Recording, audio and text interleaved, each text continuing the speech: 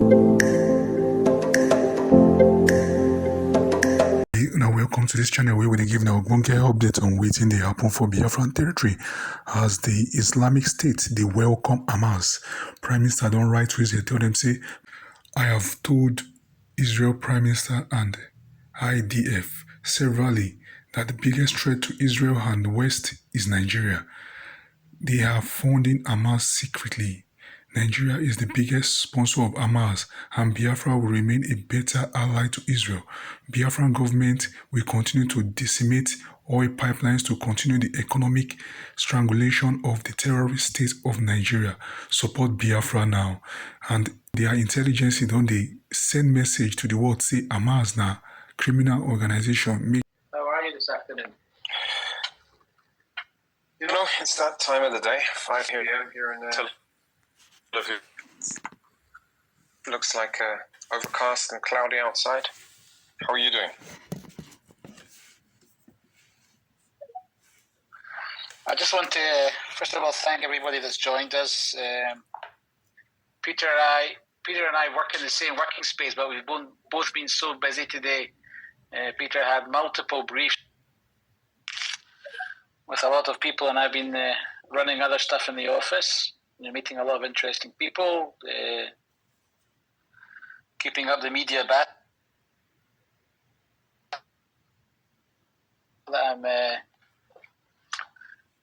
Notes, but we were very in the NASA hospital, was probably a lot of, and the people behind the scenes in this one are the interesting people.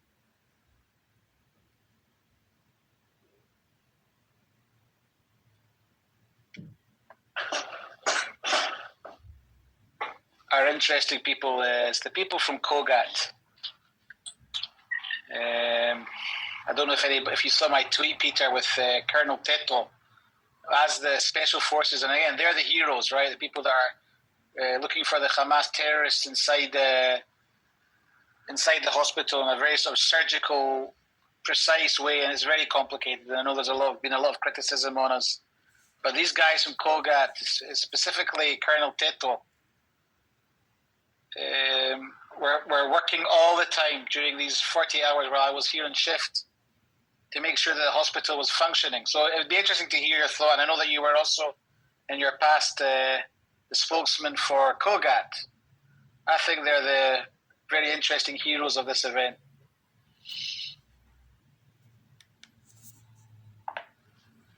Yeah, Nasser Hospital and Tetra. I've known Tetra probably since he was a lieutenant, quite a few years. And in my time in Kogat, I was in that eras in 2006 to 2008, a liaison officer to the international organizations operating in Gaza, dealing with humanitarian aid, dealing with development projects, and dealing with contingency planning. So we were planning for, together with the international organizations actually, for types of scenarios of conflict and war, where safe places would be, how we would facilitate access.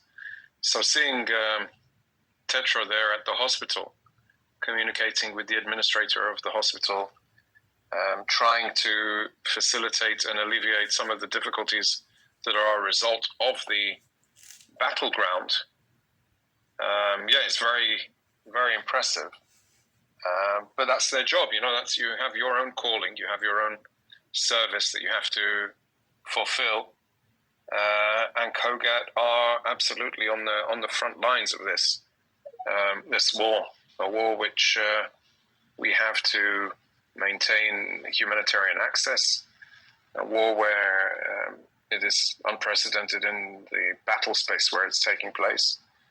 Nasser is definitely one of the highlights of the war in the last week, and it probably coming forward in the next few days as we continue to unveil and reveal weapons, potentially tunnels, potentially communications capabilities, perhaps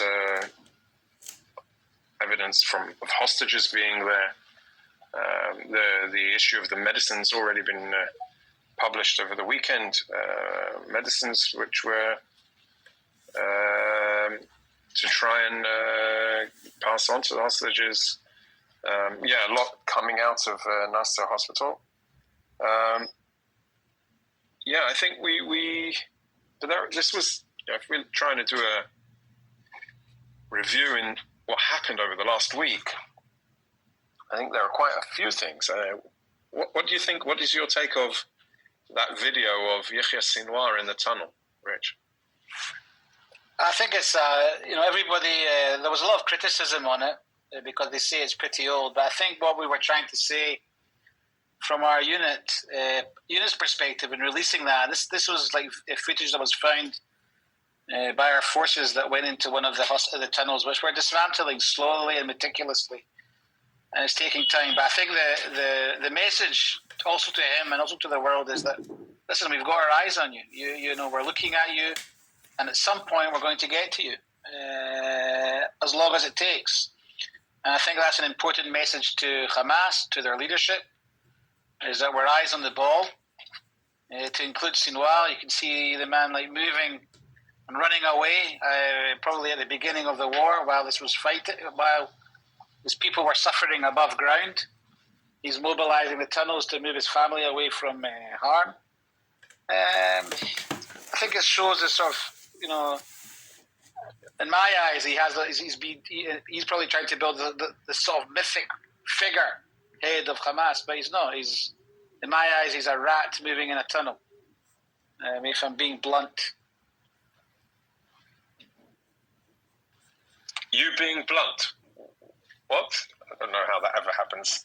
I think, from my perspective, when I was looking at that video of him escaping from wherever he was going, it's very clear that the tunnels, this most expensive, expansive construction project, probably the biggest construction project ever to exist in Gaza, is just so elaborate. So it just serves one purpose, just to conceal their activities, whether it's holding hostages in the underground dungeons or moving from a place to place, or to facilitate their operational freedom to conduct their attacks, coming out from one place, attacking us, our forces on the ground, and then going back down into the tunnels. Indeed, what a very, very significant system of network that they've built there, hundreds of miles that are basically the second layer of Hamas's Iron Dome for their activities, when they use the people as the top layer of their defense and the tunnels of their physical defense. This is the type of situation we've found. What else? What is your highlight of the last week? So I think, Peter, another interesting, we were all looking at the Munich conference. It was an interesting event. I think what happened in Russia and was probably his horrific, tragic death of Navalny's death. But we have in our court, I was very much looking at all the things that were coming out on the UNRWA workers. You also tweeted before the weekend, I think, a very interesting tweet on the UNRWA workers in Be'eri, which is, I would say, concerning. We found these tunnels beside UNRWA. I'm very careful personally as a spokesperson not to be too blunt because, again, it's a UN organization and I have a lot of respect for the UN. But when you see its workers involved in such actions and under their main headquarters, their main hub in Gaza, so near tunnels and Hamas infrastructure, it asks and raises a few eyebrows. And I think you were a bit blunter than I was on your previous tweet, talking about and asking these questions, Peter. These guys coming out of a very nice white Jeep and tragically picking up a body and taking them into Gaza. So a lot of eyebrows have been raised looking at these visuals, Peter. Yeah, that was some information that was actually published in the Washington Post. A very substantial story about Faisal Ali Musalim al-Nami, an UNRWA social worker who was caught on camera picking up a body of an Israeli in Be'eri, and then rushed back into Gaza. I think, as I said, I've worked with UNRWA. I have a lot of respect for the organization and advocated for its activity in the past. And as a liaison officer to the organization, get the ins and outs of its operations. But this is the amount of their workers that have been revealed who have involved either directly or beyond in the October 7th and involvement in Hamas. It's a real shadow being put over the whole organization. The organization itself, in my opinion, has to definitely step away from Hamas, definitely call them out. The data center that we reported about last week under the UNRWA headquarters just goes to show the extent of Hamas's cynicism and the way they want to utilize the protected symbols, the UN symbol, to try and prevent us from operating, to try and stop us from acting. And speaking about protected symbols, over the weekend there was another very extensive report distributed by the Ministry of Defense with ambulances that participated on the October 7th attack at Erez. The red crescent on the roof of the ambulance is very, very clear, although the ambulance is not necessarily Palestinian Red Crescent Society, but definitely, again, it goes to show that Hamas will use international symbols to conduct their atrocities. They approached the crossing on 7th of October. They used the ambulances to conceal their activities, knowing that the IDF doesn't intentionally attack ambulances. What we saw on the video that the Ministry of Defense distributed was and can be definitely understood as that ongoing abuse of international symbols as a terrorist organization like Hamas did. It's very concerning. And of course, from the IDF's perspective, it makes it extremely difficult to operate on the ground because you can be confronted by so many different threats. And you need to know that there are protected symbols. So what can we say about that? I think these more and more data and more information is definitely going to come out on these types of events. Don't know. This is we are now in day 135 of this war, and still new things are coming out. Just housekeeping message for all of our listeners here. There are so many of you. Thank you for joining. We invite you to request to speak, or we'll be happy to help and answer some of your questions. Richard? Before we take questions, I'll just say one more thing, Peter, and it'll also be interesting to hear your thoughts. Talk about the elephant in the room, and I know I followed your interviews admirably over the weekend, also with CNN, BBC, Sky. But the big elephant in the room is Rafah, and I think you heard our Prime Minister last night, and you talked about it over the weekend too. And I think it's a consensus.